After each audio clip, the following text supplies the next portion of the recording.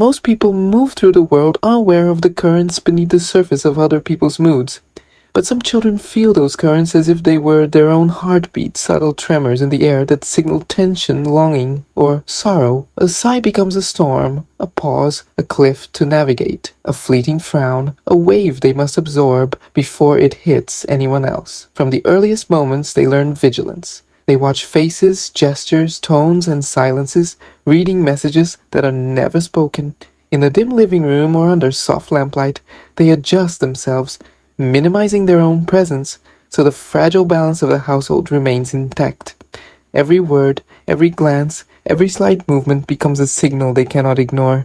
They soften their voices, hold back laughter, and sometimes shrink it entirely, just to prevent discomfort. They learn to step into the shadows so that others may stand comfortably in the light. Even in moments of warmth, when the world seems calm, they scan for cracks, anticipating disappointment before it arrives.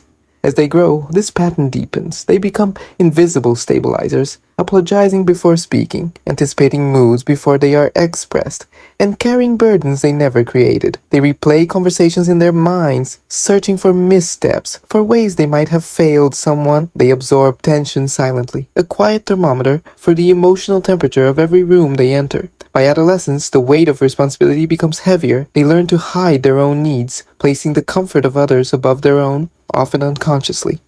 A friend's sadness, a parent's frustration, even the subtle irritation of strangers, all become signals they must manage. They hold back their own desires, not because they lack them, but because someone else's peace feels more urgent. The body becomes a map of these burdens.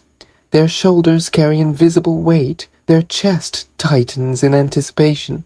Their hands and eyes move carefully, guided by a silent sense of duty. Yet outwardly they appear calm, reliable, even mature beyond their years. No one sees the careful calculations, the quiet energy expended on maintaining balance. Adulthood brings continuity, but not relief. They scan rooms instinctively. They notice a subtle change in posture, the slight darkening under an eye, the trembling in a hand. Every small emotional shift triggers a silent response. To absorb, to soothe, to stabilize. They give constantly, silently, often forgetting to give to themselves. And yet, there is a quiet resilience in them. They have survived by mastering empathy, by learning the art of subtle care.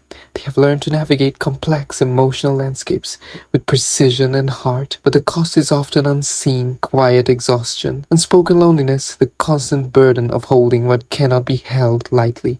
This is the psychology of those who feel responsible for everyone's emotions. They are caretakers of invisible storms, holders of burdens that no one notices until they falter. They give, they soften, they absorb, but they adjust. And through it all, they continue quietly vigilant, carrying the weight of others long after childhood has ended.